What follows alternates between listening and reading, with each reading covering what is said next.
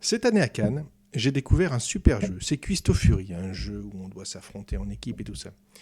Et donc, voici l'interview de son créateur, Mathieu Béger. Allez, à toi Mathieu. C'est parti. Bonjour Mathieu. Bonjour. Donc, je ne me suis pas présenté, moi je m'appelle Christophe, d'accord. Je suis le gérant d'une boutique, le boutique qui s'appelle Tophopolis à Poissy dans les Yvelines. Et toi, qui es-tu du coup? Donc, je m'appelle Mathieu Béger, je suis le fondateur d'une petite maison d'édition qui s'appelle Ludiconcept et je suis le créateur de deux jeux de société, donc Opération Archéo qui est sorti il y a bientôt, on va dire il y a 2 ans et demi, et Custo Fury qui est sorti donc en toute fin d'année dernière.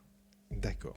Ce que je te propose, c'est comme tu veux. Est-ce que tu préfères parler d'abord de tes jeux ou d'abord de la maison d'édition, de quoi tu préfères parler? Déjà, non, on va commencer par autre chose. Euh, la maison d'édition. Pourquoi tu as voulu créer une maison d'édition? Ouh, vaste question. Donc, j'ai eu un parcours un petit peu atypique dans le monde du jeu de société, puisque, en fait, à l'origine, j'étais archéologue de métier et j'ai découvert le jeu de société un petit peu sur le tard, parce que je suis pas quelqu'un de compétitif. Et du coup, les jeux de société, ben, je connaissais que les jeux compétitifs et ça m'intéressait pas trop. Et en fait, je suis venu aux jeux de société par les jeux coopératifs en découvrant en fait que les jeux de société coopératifs existaient. D'accord. C'est lesquels, par exemple, lesquels tu as découvert à ce moment-là? C'était. Alors, je me souviens d'un petit jeu qui s'appelait Octobre Rouge ou Décembre Rouge ou Novembre Rouge, un truc comme ça. C'était un jeu où on Ouais. jouait des gnomes dans un sous-marin et ça Ouais. finissait toujours mal. J'ai découvert Dead of Winter aussi, dont je suis un très grand fan. D'accord, ok. J'ai joué à des jeux comme Descent aussi. Donc, où il y a à la fois où il y a le côté coopératif au sein de l'équipe et puis où on joue contre un joueur qui joue le grand méchant du donjon, le grand maître du donjon. D'accord. C'est typique jeu de rôle, ça même. T'as jamais joué au jeu de rôle, toi, avant? Si, si, je suis joueur de jeux de rôle avant d'être joueur de jeux de société, en Ouais, c'est fait. ça. Moi aussi, j'ai adoré. J'ai dérivé sur le jeu de société quand j'ai découvert que les jeux coop existaient. D'accord. Et après, je m'y suis intéressé aussi sur un plan un peu plus théorique. Et du coup, ensuite, j'ai réussi à prendre plaisir par, on va dire, l'aspect intellectuel des mécaniques de jeu, aussi aux jeux plus compétitifs, mais c'est venu dans un second temps. Il m'a fallu un petit temps d'acclimatation d'abord. Et donc, pour boucler la boucle, j'en suis venu à créer une maison d'édition parce que, en tant qu'archéologue, j'avais envie de faire découvrir mon métier. Il s'avère que je suis aussi très fan de création en général. La création, créer des choses, c'est quelque chose qui est important pour moi. Et je suis également fan de ce que j'appelle la transmission. Donc, pour faire simple, on va dire de pédagogie. Ouais. Donc, je ça de ma mère qui était enseignante. Et donc, ben, je me suis dit que j'allais cumuler mes différentes passions et créer un jeu pour faire découvrir l'archéologie au grand public. D'accord, donc tu as créé. Mais pourquoi tu t'es pas limité à créateur de jeux? Pourquoi tu as voulu Ah, alors, créer la maison d'édition derrière, en plus?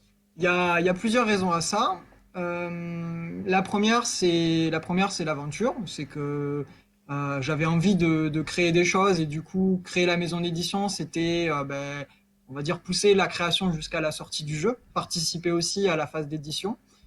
Si j'avais pris un éditeur, ben forcément, la phase d'édition, c'est lui qui l'aurait géré. Donc moi, je ne serais pas allé jusqu'au bout moi-même de mon projet.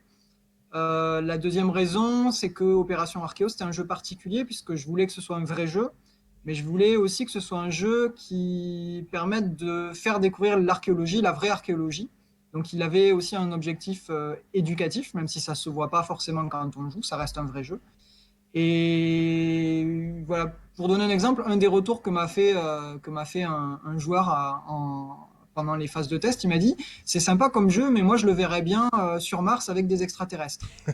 En fait, une des raisons qui a fait que j'ai été éditeur, c'est que justement, je voulais pas qu'on en fasse un jeu sur Mars avec des extraterrestres. Et je voulais garder justement la maîtrise éditoriale de ce projet-là qui était assez particulier. Ouais. Et la troisième raison, c'est que les créateurs de jeux sont très mal rémunérés et que je voulais aussi pouvoir continuer à faire des choses. Et pouvoir continuer à faire des choses, ça voulait dire avoir de quoi payer mon loyer. Et donc, devenir éditeur, c'était un moyen aussi de débloquer des budgets pour continuer à créer des jeux par la suite. Mais du coup, tu as dit au départ que tu étais archéologue. Tu es encore archéologue? Ou tu vis que de ta maison d'édition, là? Parce que ça serait Alors, rare au bout de 2 ans et demi de vivre que de sa maison d'édition, c'est pour ça. Alors, je resterai toujours archéologue dans mon cœur, mais en tout cas, voilà, en fait, j'ai commencé à créer Opération Archéo suite à une perte d'emploi. Ouais. Et du coup, ça a été un petit peu le déclencheur de toutes les envies que j'avais depuis plusieurs années de créer des choses. Et donc, effectivement, je ne suis plus du tout archéologue de métier, même si je le reste dans mon cœur, et je me consacre à la création de jeux depuis plus de 3 ans maintenant. D'accord. Et donc maintenant, t'en vis. Alors, j'en vis pas encore, parce que tout ce que je gagne est réinvesti dans la création de nouveaux projets. Donc, pour l'instant, je suis en phase de ce qu'on appelle en phase d'amorçage. Ouais. Et j'ai pas encore atteint le cap des 3 ans d'existence. Donc en général, on dit que pour une entreprise commence à être rentable ou à se casser la figure au bout de 3 ans. Et donc là, mon Ludiconcept aura 3 ans en juillet. D'accord. Et à la fin de l'année, je me donne jusqu'à la fin de l'année pour voir justement comment les choses évoluent et pour voir si je peux commencer à espérer continuer sur la durée. D'accord. Donc, tu as créé ton jeu, tu as créé ta maison d'édition, et comment, en fait, tu as financé au départ? Tu as fait du Ulule, c'est ça, il me semblait, hein? Alors Ou le premier Kickstarter, je me financement, rappelle plus. alors j'ai fait effectivement une campagne de financement participatif sur Ulule. Le premier financement, ça reste ma poche, D'accord. puisque j'ai investi à titre personnel. Sur Opération Archéo, j'ai pu réduire une partie des coûts parce que j'ai eu des gens compréhensifs autour de moi qui ont souhaité m'aider à faire exister ce projet. J'ai cru un temps C'est pouvoir le joli, faire ça. financer comme il avait des objectifs pédagogiques. J'ai cru pouvoir le faire financer à un moment par des subventions notamment. J'ai petit à petit déchanté puisque j'ai obtenu aucune subvention. Pour la simple et bonne raison que les subventions, c'est de l'argent public, ça rentre dans des cases pour Et éviter que oui. ce Et soit le utilisé. jeu n'est pas dans les cases à l'heure actuelle. Les Et le livres, jeu n'est pas dans oui. les Les cases. livres, oui, Voilà, mais pas les puisque, jeux. exactement, puisqu'en fait, une subvention n'est pas associée à un objectif, mais à un format. Et donc, il y a des subventions pour le film, il y a des subventions pour la BD, il y a des subventions pour les livres, mais il n'y a pas de subvention pour les jeux actuellement. Donc, je n'ai pas pu bénéficier de ces fonds-là. Et donc, le jeu a été financé avec une part d'investissement personnel qui est loin d'être négligeable. Et ensuite, évidemment, par la campagne de financement participatif, j'ai eu la chance qu'elle fonctionne très bien, ce qui m'a permis ensuite de continuer sur le plus long terme et ce qui m'a permis d'arriver jusqu'à maintenant. D'accord. Et Opération Archéo, tu l'as fait produire à combien d'exemplaires au début? Alors, Opération Archéo, j'ai fait un premier tirage à 1500 exemplaires 1500, et, d'accord. et j'ai tout vendu et du coup, j'ai réédité en début d'année dernière. Ok. T'es reparti pour 1500 ou t'as augmenté là, à ce moment-là? Non, j'ai pas augmenté parce que pour l'instant, j'ai pas de solution de distribution. Alors, c'est Ouais. en train de changer puisque je suis en train de discuter avec des distributeurs.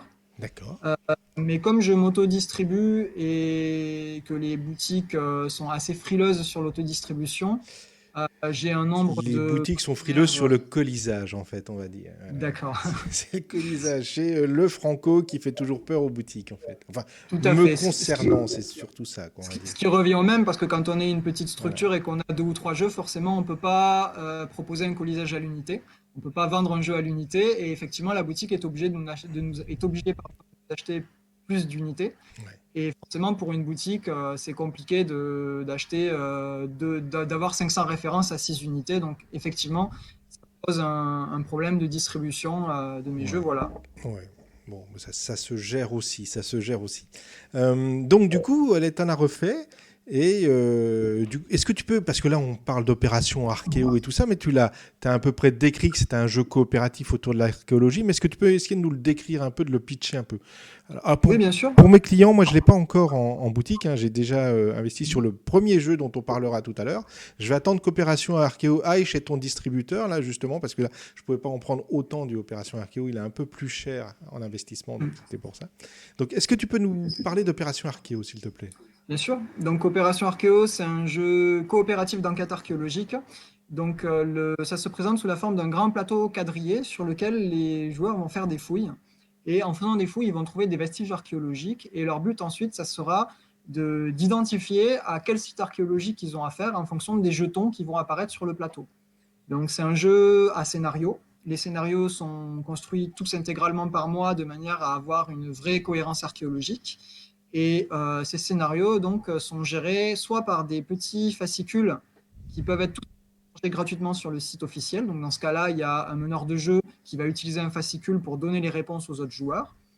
Soit Il y a aussi une application web qui va remplacer le meneur de jeu. Et dans ce cas-là, en fait, c'est l'application qui va indiquer aux joueurs, en fonction du scénario choisi, ce que les joueurs vont trouver sur le plateau. Donc c'est D'accord. vraiment un jeu immersif et un jeu d'enquête dans lequel on va retrouver ensuite tout plein de problèmes que les joueurs vont devoir surmonter. Donc, mais avec application web, ça veut dire que c'est vrai que l'investissement au départ qui pouvait se... moi, je pensais que c'était qu'un investissement sur le matériel, des coûts de production, mais il y a aussi le site qui a dû être monté et tout ça. Ça, c'est pas facile. Oui, C'est assez cher, ça, généralement, de monter un tout à site. fait. Il y a eu plusieurs complexités sur Opération Archeo. Custo Fury en proportion a été, donc mon deuxième jeu a été beaucoup plus simple à gérer.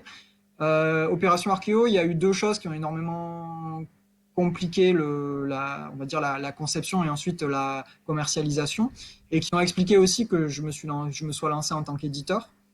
La première, effectivement, c'était les coûts, des coûts qui étaient non négligeables parce qu'il y avait l'application. Alors, j'ai eu un soutien d'un membre de ma famille pour la créer. Euh, les, les, les, les devis que j'avais fait faire allaient jusqu'à 90 000 euros. Donc, Oui, donc évidemment, c'est pas hors les de moyens prix. voilà, d'assumer ça. Mais effectivement, créer un jeu, ça coûte cher. Donc, il faut compter l'application, il faut compter, même si là, j'ai été soutenu par un membre de ma famille, il faut compter aussi tout ce qui est L'illustrateur. et de graphisme. Ensuite, il y a tout le temps de conception, tout le temps d'édition, toute la communication qui est souvent sous-estimée. Hein, ça se monte très facilement à plusieurs milliers d'euros. Ah, du coup, Et tu as communiqué comment? évidemment, alors, Parce la que, communication, oui, ouais, parce que pour moi, Ulule, c'est de la com, mis à part que c'est de la com qui peut te oui, ramener tout ça, tout à mais fait. tu as communiqué comment autrement? Alors effectivement, Ulule, c'est un moyen de communication, notamment parce que ça crée un effet d'événement. Et on est dans un monde de communication, un monde d'événements. Donc pour faire parler de soi, il faut avoir un événement à présenter.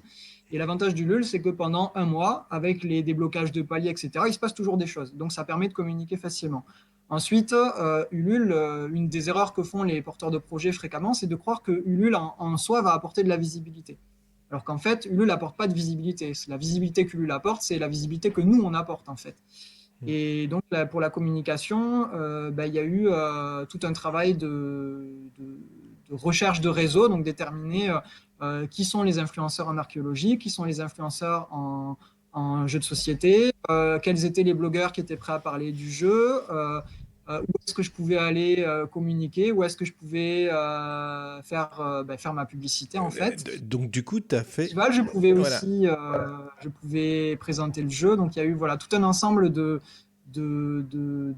réseaux, d'événements de sites sur lesquels j'ai pu présenter Opération Archéo. T'as fait les événements qui étaient autour de chez toi ou t'as été un peu partout en France? Quand tu parlais des Alors festivals. j'ai été un peu partout en France, mais je pense pas avoir dépassé la moitié sud voilà, le plus haut que j'ai été, c'est Saint-Étienne et Lyon, pour des raisons Ouais, tout c'est le simplement. nord par rapport à. Toi, c'est Narbonne, hein, c'est ça? C'est Alors moi, je suis de Perpignan, donc Perpignan. effectivement, je ne suis pas plus excentré au sud. Je suis vraiment tout en bas de la France. Et du coup, forcément, en termes de coûts, faire un événement à Paris, par exemple, tout de suite, en termes de frais de déplacement, c'est énorme. En termes de temps mobilisé, c'est énorme parce qu'il me faut plus d'une journée pour monter et plus d'une journée pour descendre. Et ensuite, aussi en termes ne serait-ce de tout ce qui est coûts annexes, donc logement, Hmm. etc., c'est énorme aussi. Donc forcément, j'ai tendance à privilégier les festivals plus au sud parce qu'on va dire que le rapport investissement-bénéfice est quand même beaucoup plus favorable. D'accord. Parce que ça, c'est la partie invisible de l'iceberg, mais faire un festival, ça coûte beaucoup d'argent. Ouais. Donc voilà, tu as fait Opération Archéo, donc un peu une niche, on va dire, hein, dans le milieu, et puis qu'on va voir au fur et à mesure apparaître dans des boutiques. Mais il y a un autre événement, il y a un autre jeu que tu viens de sortir là, il y a en fin d'année. Alors je ne savais pas depuis combien de temps il existait ce jeu parce que moi j'ai découvert à Cannes en février. C'est Cuisto Fury. Cuisto Fury, ça n'a rien à voir avec l'archéologie. C'est toi qui l'as créé aussi, mais d'où ça vient quoi? Alors, Est-ce que tu as regardé trop la télé, tu t'es trop embêté? D'où ça vient ce jeu? Et alors, raconte-nous le jeu aussi. la jeunesse de Custo Fury, donc ça a dû commencer en mars 2018, je crois. J'ai commencé, alors avant Custo Fury, ça faisait un petit moment que je voulais créer un nouveau jeu. Donc, au contraire d'Opération Archéo, qui est partie d'une intention bien précise, Custo Fury, j'avais pas la thématique au début. J'avais un ensemble de critères de création.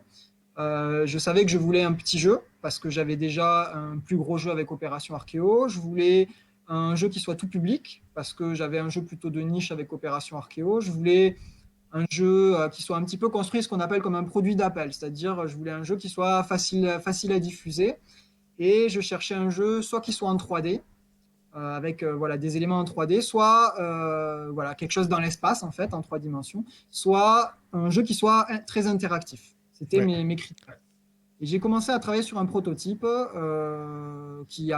voilà, qui n'était pas du tout sur le thème de la cuisine. Et ce prototype, j'arrivais pas à grand chose, mais comme il me fallait, voilà, j'étais en phase de créa, il me fallait un deuxième produit, ben, j'ai travaillé à peu près 2 mois sur ce proto-là. Et en fait, un matin au réveil, je me suis dit, tiens, tu vas faire un jeu sur la cuisine, il va y avoir des recettes à faire, et pour faire les recettes, on va empiler des ingrédients et des ustensiles sur un plateau de jeu. Et ça va être chronométré, et puis ça va être un jeu de compétition en équipe. Et en fait, toute la base du jeu, même s'il a énormément évolué avec les tests, toute la base du jeu, le concept du jeu, m'est arrivé un matin au réveil, comme la plupart de mes bonnes idées. Et alors, je saurais pas dire comment l'idée m'est venue, mais après, voilà, comme tout le monde, j'ai vu les. Bon, déjà, j'apprécie la cuisine. C'est quelque chose qui fait partie de mon histoire familiale, qui fait partie aussi de mes loisirs, même si je suis pas du tout un grand cuisinier, mais c'est quelque chose qui est important pour moi. Donc, j'y étais déjà sensible, et ensuite, bah, j'ai été arrivé comme tout le monde des Top Chef et compagnie. Donc, Mais toi qui aimes pas la compète, là, tu as sorti un jeu mais méga compète, quoi. Puisque même à deux, alors, c'est vraiment le jeu, il faut aller vite et emmerder l'autre en allant le plus vite possible pour que lui, il ait le moins de temps possible derrière. Donc c'était vraiment, on est dans la totale compétition. Alors tout à fait, c'est le paradoxe, c'est que je n'aime pas les jeux de rapidité et je n'aime pas les jeux de compétition, mais j'ai fait un jeu de rapidité compétitif. Après, en fait, Et qui marche bien à deux. et qui Contrairement, marche bien à deux. Ouais. par rapport, il marche Il est mieux, pas fait pour jouer en groupe, mais il marche bien à deux il aussi, marche effectivement. bien à deux. Donc en période de confinement, c'est encore un jeu qu'on peut ressortir parce que ça marche pas mal. Et ça marche bien avec les enfants vu que c'est un jeu. En fait, pratiquement, il y a rien à lire en fait. Et donc du coup, on Oui, peut jouer facilement avec. oui, tout à fait. Et après, c'est vrai que c'est un jeu de rapidité, c'est un jeu compétitif, mais en fait, j'ai supprimé du jeu tout ce que j'aimais pas dans la compétition et la rapidité. C'est-à-dire que certes, il y a un aspect compétitif, mais on coopère quand même énormément au sein de l'équipe. Et c'est ça qui fait que moi, je prends plaisir à jouer à mon propre jeu, parce qu'il y a cet aspect coopération en équipe. La compétition, à aucun moment on peut empêcher complètement les autres de jouer, donc c'est une compétition qui n'est pas bloquante, puisque au sein de l'équipe, on peut toujours faire ses recettes. Et ensuite, l'aspect rapidité, moi, ce que j'ai toujours détesté dans la rapidité, c'est quand la rapidité des autres m'empêchait de jouer. Alors, j'ai plus d'exemples en tête, mais je crois que c'est le Jungle Speed où voilà, il Oui, faut c'est le aller. premier à aller chercher le truc. Forcément, si on n'est pas rapide, ben, en fait, on passe à côté du jeu. Là, l'avantage de Custo Fury, c'est que si on n'est pas rapide, ben, on va se prendre une tôle, on va perdre, mais on aura quand même pu jouer, on aura quand même pu prendre plaisir à la partie. D'accord. Donc voilà, j'ai essayé de transcender l'aspect équipe au sein de la compétition et l'aspect rapidité pour justement éliminer les parties qui, moi, me plaisaient pas ce type de jeu-là. D'accord. Donc, mai 2018, il sort. Enfin, de ta tête, en tout Alors, mai cas. 2018, je commence à travailler dessus et je lance la campagne de financement participatif en juin, si mes souvenirs sont bons. Et le jeu sort en octobre en fait, fin octobre pour le festival des jeux d'Octogone. D'accord. Mais du coup, ce jeu-là, tu as mis moins de 3 mois à le faire produire, en fait. Oui, alors c'est une des particularités, c'est un des choix que j'ai fait avec mes financements participatifs. Tu l'as fait en C'était France. non, je l'ai pas fait. Alors il est créé en France puisqu'il est Ouais. créé par moi. Oui. Par contre, il est imprimé en Europe, celui-ci. D'accord. J'avais créé et fabriqué Opération Archéo en France. Pour Custo Fury, il y a très très peu, Il y a il y a quasiment Ludofact. Tu as pris un Ludofact, qui là. fait. Alors j'ai pas pris Ludofact, c'est Fabrica-Carte qui l'a créé, D'accord. qui l'a Ok. imprimé, pardon. Donc effectivement, j'ai pas trouvé d'imprimeur correct pour les cartes à jouer. Donc j'avais à la fois un prix qui était beaucoup trop important et à la fois une qualité de carte à jouer qui était inférieure. Donc du coup, Ou voilà, avec des j'ai pris. bords blancs. Ou avec des bords blancs, ce qui était des fois. Pardon? Non, parce que moi, une fois, j'ai essayé de faire imprimer quelque chose et en France, c'était forcément avec des bords blancs, celui que j'avais Alors demandé. il y a des imprimeurs qui font autrement, mais les coûts s'envolent en fait Effectivement, l'imprimeur que j'avais choisi pour Opération Archéo, par exemple, pouvait pas me faire la qualité de carte que je voulais et les tarifs étaient plus élevés. Donc, pour un jeu où il y a beaucoup de manipulation de cartes, il me fallait des cartes vraiment solides. Et donc là, j'ai trouvé Et tu ça. voulais un prix d'appel aussi. Et tu voulais un prix d'appel. Et accessoirement, je voulais un prix d'appel, je voulais que le jeu soit accessible à un prix, voilà, je voulais qu'il dépasse pas 20 euros. Ouais. Et vu que le jeu est quand même assez, et même très complet par rapport au prix, ben, si je l'avais fait fabriquer en France, j'aurais dû monter le prix à 30 et j'étais pas prêt à faire ça. D'accord. Donc, il arrive en octobre au Festival Octogone. Donc, il Tout à remporte le fait. prix, j'ai l'impression. Oui, c'est ça. Donc, la particularité du Festival Octogone, donc c'est le festival des jeux de Lyon que je conseille à tous ceux qui nous écoutent. Et la particularité d'Octogone, c'est qu'ils ont un prix du public qui est décerné par vote de tous les participants, enfin de toutes les personnes présentes en fait. C'est pas un prix de jury. Et donc, ben, les différents jeux en compétition sont testés par les gens votent, donc il y a des critères de notation. Et ensuite, il y a un gros dépouillement de centaines et de centaines de bulletins. Et puis, ils nomment donc deux jeux dans la catégorie des jeux édités, un jeu pour les jeux experts et un jeu pour les jeux tout public, et deux jeux dans la catégorie des prototypes. Et donc, Christophe Fura a remporté la catégorie du meilleur jeu édité tout public. Ouais, Voilà, c'est un. félicitations. Merci. Félicitations. Mais en tout cas, donc nous, on se voit à Cannes. Ok, Cannes, je regarde ton jeu, je le vois. Je vois que ton petit local, tu sais, le local, les endroits pépites à Cannes, c'est-à-dire où il y a plein de les petits stands, tout ça, je vois que ça ne désemplit pas. Donc je regarde le jeu, je le découvre. C'est vraiment un jeu qui m'a beaucoup plu. Je t'en commande. Merci. Mais du coup, tu disais que tu allais changer de mode de distribution. Donc ça arrive quand? C'est bientôt? C'est... Alors rien n'est fait, donc je peux pas encore D'accord. donner trop de précisions ni m'engager parce que c'est en cours de discussion. Pour Opération Archéo, j'avais tâté le terrain et les conditions qui m'étaient proposées me convenaient pas. Euh, J'avais le sentiment que les distributeurs qui m'avaient répondu étaient pas non plus ultra emballés par le jeu. C'était un jeu de niche assez particulier, pas forcément évident à vendre. Et puis Opération Archéo, la moitié de mes ventes, je les faisais avec des musées pour lesquels j'avais pas besoin de distributeurs puisque là, les musées n'ont pas de problème à me commander en direct. Donc passer par un distributeur avec le jeu, c'était pas intéressant pour moi. Donc pour ceux qui nous écoutent, qui savent pas un distributeur. Le distributeur, c'est une sorte de grossiste, c'est l'intermédiaire entre les boutiques et les éditeurs. Voilà, pour faire Merci de simple. préciser, c'est vrai. Moi, c'est Euh, tellement... C'était tellement... ça Ouais, c'est mon côté pédagogue ouais, je qui vois ça. ressort. Et, et pour Custo Fury, où j'étais sur un jeu beaucoup plus grand public, sachant que j'étais aussi conscient des problématiques des boutiques, on en a parlé brièvement, mais voilà, notamment liées au volume de commandes. Et ben, je voulais quand même, être présent en boutique, c'est important pour moi. Tant à titre personnel, à titre de valeur personnelle, de soutien au petit commerce, et puis également à titre de rendre le jeu plus facile d'accès et plus facile à diffuser. Et, bon, voilà, étant conscient des problématiques des boutiques, étant conscient que le passage par le distributeur était un passage obligé si je voulais multiplier le nombre de points de vente, comme j'avais un produit beaucoup plus facile à vendre, beaucoup plus grand public, à une gamme de prix aussi beaucoup plus abordable, je savais que c'était un type de jeu qui était beaucoup plus facile à présenter à des distributeurs et surtout beaucoup plus facile de les convaincre de donner la chance au produit en fait. Et, et en plus de ça, j'avais l'expérience du premier, j'avais un peu plus de notoriété, j'avais gagné un prix, donc Mais Christophe Fury, j'ai effectivement décidé. tu l'as fait à combien d'exemplaires, Christophe Fury, ton premier print? Donc Custo Fury, j'ai fait un premier tirage à 2000, D'accord. notamment pour pas prendre trop de risques en Ouais, termes financier, c'est tout, quoi. financiers, voilà, tout à fait. Parce que la problématique de tirer des jeux à beaucoup d'exemplaires, bon, l'avantage c'est que ça coûte moins cher, donc on gagne un petit peu d'argent, mais l'inconvénient c'est que si on les vend pas, ben, on se retrouve avec tous les bénéfices qu'on a fait avant qui sont perdus finalement. Et donc ensuite, ça met en danger la pérennité de l'entreprise et la possibilité de continuer à créer des choses derrière. D'accord. Donc, C'est pas fait, mais peut-être qu'arrivera un Cuisto Fury distribué ainsi qu'un Opération Archéo. T'as d'autres jeux dans la banette, dans ta banette ou pas? Ouh, j'ai plein de choses, j'ai plein de choses dans les cartons. Il y a plusieurs. Voilà, je sais pas encore lesquels je vais privilégier.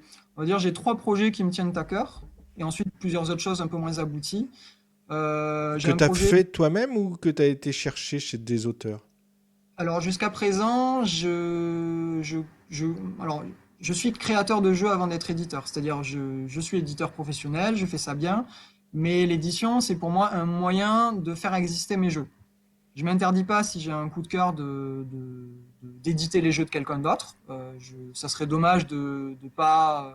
Voilà, si j'ai vraiment un jeu qui me plaît, un proto qui me plaît, qui m'est présenté par un auteur, voilà, c'est pas du tout interdit que je l'édite. Mais a priori, ce qui me fait vraiment vibrer, c'est la création. Et ce D'accord. que j'ai envie de faire, c'est de rendre accessibles mes jeux et de faire découvrir mes jeux au public. Donc je suis plutôt dans cette démarche de créateur-éditeur. Donc t'as des choses qui vont arriver bientôt. T'as des dates prochain Cannes. Alors, Tu vas à Essen. Qu'est-ce que tu veux? C'est- Alors, j'ai pas encore de date de sortie. Là, il faut que je fasse ce qu'on appelle un rétro-planning pour déterminer justement à quel moment je sors les projets. Et il faut que je me décide aussi sur quel projet je sors en premier. Parce que là, j'ai trois projets, on va dire, qui me tiennent à cœur. J'ai un premier projet de jeu expert sur le thème de l'écologie vu sous un filtre un peu cynique. Ouais, Ce, c'est pas grave. voilà, je le mets en silencieux. Donc ce projet-là sera pas du tout prioritaire parce qu'actuellement, déjà parce qu'il demande énormément de travail de développement. Un jeu expert, c'est beaucoup d'équilibrage. Et ensuite parce que par rapport à ma notoriété actuelle, si je veux pouvoir vendre correctement un tel jeu, il faut encore que je travaille. Donc c'est un jeu que je garde pour un peu plus tard. Mhm. Ensuite, j'ai deux autres jeux dans les cartons qui sont bien avancés et où là je dois passer en phase de test intensive. J'ai un premier jeu, c'est un petit jeu de cartes, un jeu de déduction coopératif. D'accord. Je ne peux pas en dire plus pour l'instant. Et un deuxième jeu où où celui-là c'est pareil. Alors celui-là c'est un jeu que je fais en collaboration avec un autre auteur, un camarade de la région de Perpignan aussi. Donc on n'a pas encore parlé, on va dire, on n'a pas encore parlé édition, on n'en est pas encore là, mais le prototype est bien avancé et là ça serait voilà, un jeu familial, mais qui pourrait s'adapter aussi à des joueurs experts avec voilà, je suis pas encore prêt à en dire plus parce que je n'ai pas pu le faire encore avec lui, donc je Oui, mais sais c'est pas bon. encore ce que je peux ou pas C'est- dévoiler, mais Bon, en tout cas, je te c'est remercie beaucoup d'avoir pris un peu de ton temps là pour répondre à mes questions et puis d'avoir parlé vraiment. T'as rien caché, donc je te remercie vraiment, Mathieu. mais je t'en prie. Et puis, ça sera avec plaisir. Alors, si tu viens sur Paris une fois, tu pourras passer du côté de Poissy, dans les Yvelines. Hein. C'est là que réside ma belle boutique. Enfin, elle est toute petite, mais voilà, elle est sympa comme tout. Je te remercie beaucoup et je remercie tout le monde de nous avoir écoutés. Au revoir. Merci à toi.